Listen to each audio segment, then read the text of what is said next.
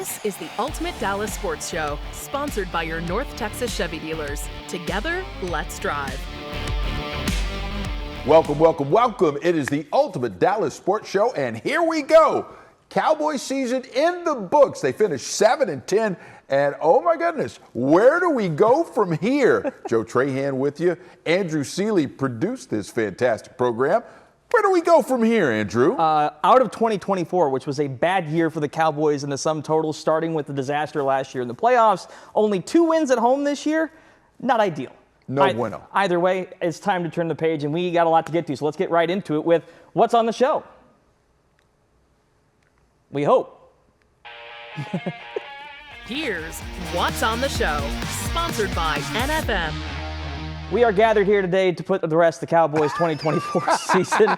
It is officially over. Against the Commanders, we'll break down the game a little bit, sure, but tonight we're looking towards the future of this team, including head coach Mike McCarthy, which will obviously be one of the main talking points. And since it'll be a big part of the show anyway, it's the return of which is more likely, with a focus on other college football news, specifically the college football playoff. Joe, that's what's on the show. Now who's on the show? All right, thanks so much. Yeah, listen, we got another great show. I like the way you started the show with that kind of eulogy theme. That was actually well played by you, my friend. But in terms of on the show, who we got? There they are. Saad Yousuf from The Athletic. He has just joined us. He is here with us. And Mike Leslie, our own Mike Leslie, who was out at AT&T Stadium today. In fact, I'm sure they both were. And guys, I'm curious in terms of what you experienced at the stadium today and kind of what your gut feeling is when you left that place today in terms of the future of the Dallas Cowboys franchise in terms of Mike McCarthy. Saad, I'll start with you since you're our guest. What do you think? Well, I'm glad you phrased it that way in terms of how I feel about the Cowboys' future. And to be honest, the biggest thing that I feel is, you know, whatever happens with the head coaching position, I don't know how much is really going to change for this franchise. Jerry Jones did a great job in his 38-minute interview with us of dancing around the McCarthy topic. But the one thing that he was definitive about was the fact that he is going to be the GM. He is going to be the decision maker. And to be honest, I just don't know if that is going to remain the fact that whether it's McCarthy, whether it's pick your name out of the hat, I don't know how much is going to change if nothing changes at the root of the problem. I think it's a great point. I love the way that you were very specific about 38 minutes of Jerry Jones and his rambling soliloquy, as I called it. Mike, what was your take? Yeah, so that means that the Cowboys, with their 37 minutes and 3 seconds worth of time of possession today, had the ball less than Jerry Jones did this afternoon at AT&T Stadium. He went on and on and on and on.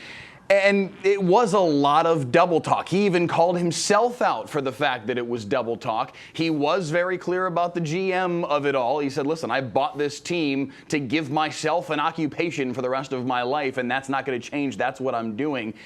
A lot of the things, though, that he said about McCarthy were complimentary. A lot of things that he actually had to say about the guy who's been his head coach for the last 5 years were singing McCarthy's praises, not maybe to the extent that he's done the last month or so during the regular season in his radio shows, but still talking about what a great head coach he is, and that's why he brought him in here in the first place. And yet he still talks about the fact that, I know exactly what coaches are out there and available, and there are Super Bowl coaches out there that, if given the opportunity, might come back and coach. He's very heavy on the double talk today, and he's going to have to figure out in his own mind what all that means over the course of the next week or so, because I honestly don't think that he's made up his mind yet. Yeah, it's really interesting, right? Because the contradictions were so apparent, even with his process, saying that, listen, I'm going to go about this the way I normally do. And then he later said, well, there's inconsistencies with the way I normally do things. That is the perfect Jerryism, just so succinct. He said it in about 12 seconds, and I was like, listen, that's where we are. That's what Cowboys Nation should expect. And this is what I would say to Cowboys fans, don't put too much stock in anything Jerry Jones says, especially over the next 4 to 5 days, because he's going to make up his mind. He's going to do what he wants regardless, and then he'll come up with a rationale afterward. So don't expect it to make a whole lot of sense until he gets it done. He will reverse engineer how this thing plays out and how he wants to get the message out, because like you said, Saad, that's how he always does it. All right, so with that being said, let's go into, if we can, our evaluation of Mike McCarthy. And Mike, I'll start with you. You know the record, 49-35, 6-10, then 3-12-5 seasons, and then a 7-10 season. On the whole, his entire body of work, how do you view it, and what do you think will be the deciding factor in terms of if he leaves or stays? It was interesting because Jerry was asked today, where McCarthy ranks among the coaches that Jerry has employed over the course of this 29-year Super Bowl drought. And I think if you're power ranking those coaches that have been at the helm of this franchise, he's got to be up near the top anyway. He may not be number one on that list, but who do you? Parcells probably goes above him. Absolutely. Is that it? Is that it, though? In terms of coaches, obviously we're not talking Jimmy Johnson. We're not talking Barry Switzer. We're not talking Super Bowl winning coaches. During the drought. No, I mean, we're talking Chan Gailey, Dave Campo. Yeah. Right? I mean, there's a lot of guys Phillips, that he very easily goes above, the names that you're listing off. Those are no doubters. Yeah. I think you put him above Garrett in terms of what he's accomplished in his time here. He's done a good job on balance. What out there is actually better needs to be part of Jerry's decision-making process. Now, when he starts talking about Super Bowl winning coaches that aren't currently employed, that starts to get the wheels spinning about who he might be talking about, and that opens up the swath of who you got to look at here and consider as possibilities for the Cowboys. But the names that we've been continually throwing around over the course of the last 3 months or so, none of those are necessarily better than McCarthy is. So it's funny because this narrative is flipped on its head from week 5 of the season, where it was basically McCarthy was a dead man walking, and we were ready to turn the page entirely. I feel like the narrative is now shift to where enough people are asking, does McCarthy want to come back, even if he's offered the position? Saad, what do you think? Well, after the game, he did say absolutely that he did want to come back if he was offered the opportunity. Mike talked about all these different coaches that Jerry thinks that could have success, and he's used the 500 term a couple of times in his career. Didn't work out well the first time he did it when he talked about Jimmy Johnson leaving, saying 500 coaches could win with that roster, and that's kind of what started this whole drought. The one thing that I will say about that helps McCarthy's case in coming back is one thing that stood out throughout Jerry's entire press conference today was he tied a lot of it back to Dak Prescott. The fact that Dak is signed through the next 4 years, and they need to find a coach that's going to elevate Dak or get the most out of Dak. And we've seen Mike McCarthy do that.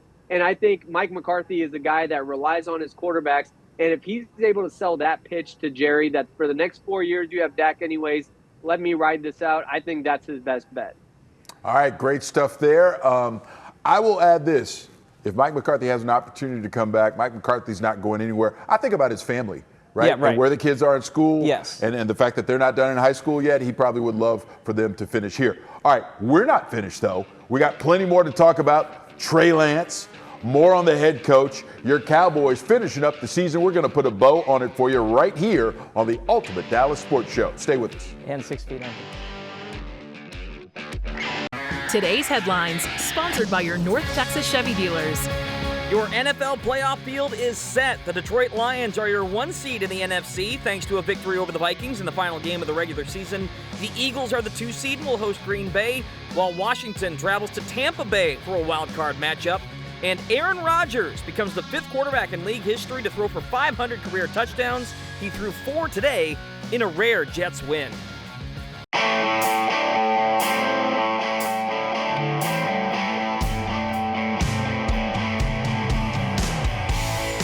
If that is his last game, that means Cowboys fans have one less thing to worry about moving forward. Having to face Rodgers in the regular season again didn't mean a lot this year, but clearly he's been a boogeyman for them at some point. He has been. It would have been great to face him this year. Right. When he's not as much of a boogeyman. Exactly. I'm just saying. Yeah. But it doesn't work that way. No. Cowboys finish the season at 7-10. They lose to the Commanders on this Sunday, 23-19, the final in that game. And we're kind of deconstructing where the Cowboys go from here. We start, of course, with the head coach. That's the big focus. Saad Yousuf, Mike Leslie are our panelists tonight. And Saad, let's take the next step into this Cowboys roster. And I think part of the decision-making process for Jerry Jones is how much accountability he and the front office will take for the goods that they gave Mike McCarthy and the coaching staff. where do you see the roster deficiencies at the beginning of this season and kind of looking to the future of where this roster can go?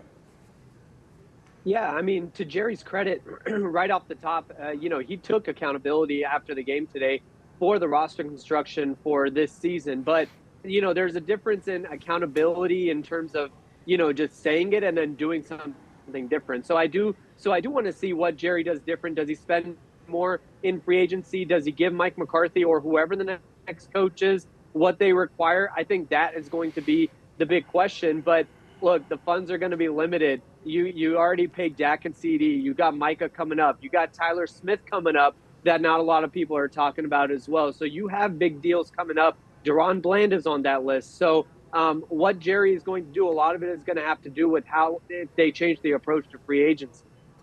Listen, I think perhaps one of the biggest issues and mistakes this year in terms of, and this relates back to the free agency question, was the way that the Cowboys decided on this running back by committee. And it was so failed, and it was so awful. And when you think about a quarterback in Dak Prescott, who really does his best work off of play action, they never got that going until after he was hurt, and they eventually settled on Rico Dowdle when it was far too late. Mike, I am curious, what do you think about Dowdle? I'll chime in when you're done, but I'm curious, can he be a number one back? Would you, if you were GM, would you want him as your number one back? No. I think he can be a piece. I think he's shown himself to be a worthwhile back in this league, and he can be your 1B. I think you need a better option than just Rico Dowdle in your backfield. The Cowboys showed that they can run the ball with him, and their offensive line should be better next year with some more health, with, you'd hope anyway, Tyler Guyton would take a step or two forward, with some of these other younger guys, just in general, the youth for the Cowboys offensive line, if they can all take a step forward and improve in that second year in the NFL, that's going to be a positive thing for this offensive line and for this running game. But you need somebody other than just Rico Dowdle in that backfield if the Cowboys are going to actually have an offense that contend with the teams that are at the top of the league. Yeah, no, you're right. You think about a Josh Beebe and a Tyler Guyton and those guys kind of coming of age and getting a lot of work in their rookie years. You have to hope that they would get better. Tyler Guyton, really up and down. We'll see if he can improve. But on the running back situation, it's interesting, right? Because I think Rico Dowdle is the kind of back who needs to work up a lather, but I don't think I'm going to give him enough carries to work up a lather. So it's an interesting query in terms of, how much do you pay him? Where does he slot? And then when you look at the Cowboys in terms of the receiver position, Andrew and I were just talking about this in the break. Listen, you guys, Brandon Cooks isn't going to come back. I don't think they have a number 2. I don't think Turpin is a number 3. I think he's more of a gadget 4. Yes. So, they have to do a lot of work to try and make this offense and make this team Dak friendly. What do you think they can do, Saad, in terms of receiver? Well, I think you hit it right on the head, Joe. I think that is a huge problem. That's probably the biggest problem that I look at, even more than running back, because they really have one number 1 and then a couple of number 3s and a couple of number 4s. And I'm scared that they're going to go into this offseason and say that they already used their 4th-round pick on a receiver because they traded for Jonathan Mingo, and they might sit on that because Jalen Tolbert is going into his last year of his rookie contract. So Jalen Tolbert is a number 3. Jonathan Mingo hasn't shown much of anything. I agree with you on Kevontae Turpin. I think he's a great situational player. But also on Turpin, you need a coach that is able to use him a little bit better than what Mike McCarthy has done. And so all those things are up in the air. One of the bigger disappointments this year that doesn't get talked about enough is we all thought Jake Ferguson was going to take the next step. And yes. I understand he was hurt for a few games there and with a concussion, but he didn't look great this season either. So outside of CeeDee Lamb, you're really hurting for a lot of weapons for Dak in the passing game. So fewer receiver weapons, offensive line in flux, not a running back 1. Dak comes back to what exactly? Not much. Right. Not much. The number 12 pick in the draft. Yeah, exactly. And before we get there, and before we let you guys go, and before we get to the game section that we're going to have, we do have to give our viewers this. If you had one name that you would put up for a head coaching candidate for this team, one name, Saad, who would it be?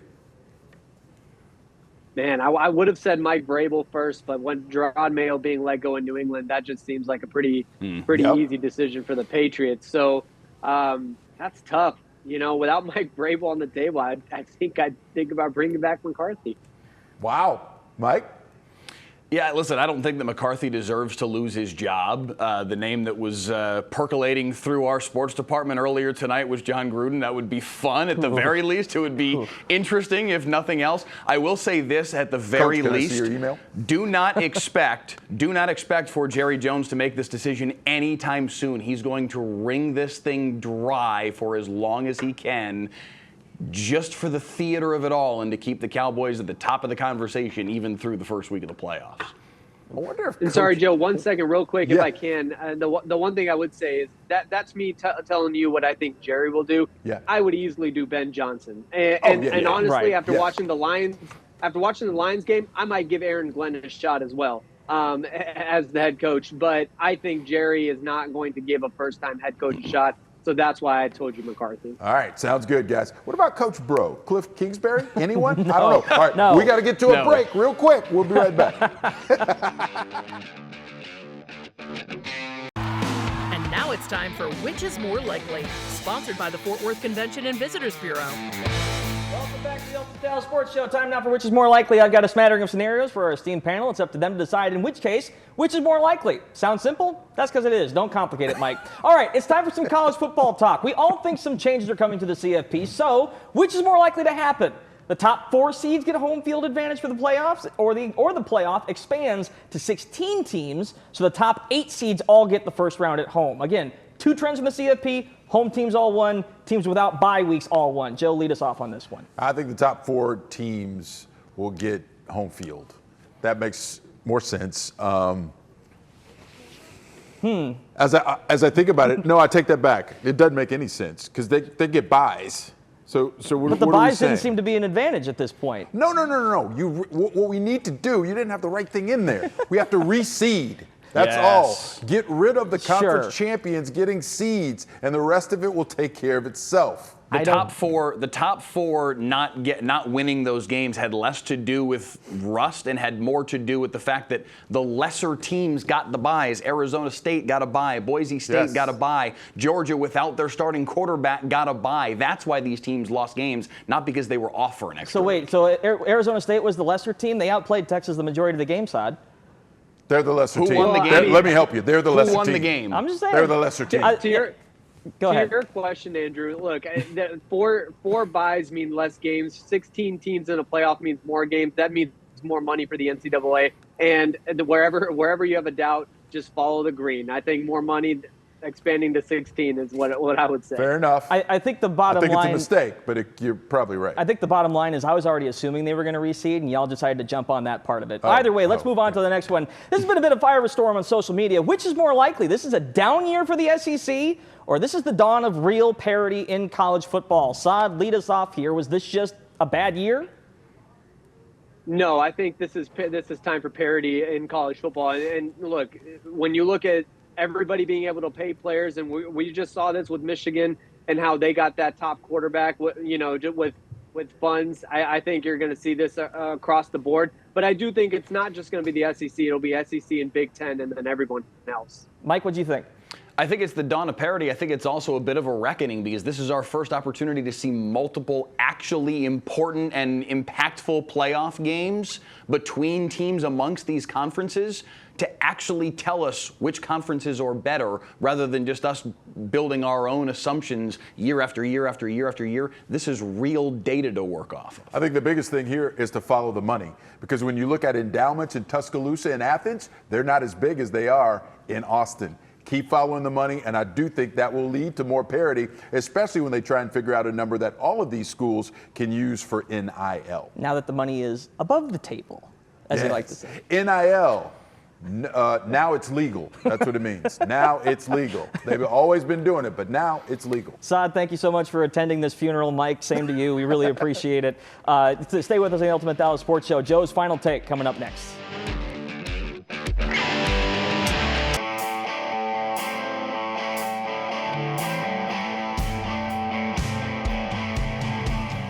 Welcome back to the Ultimate Dallas Sports Show. Let's follow the money And it's time for Joe's final take.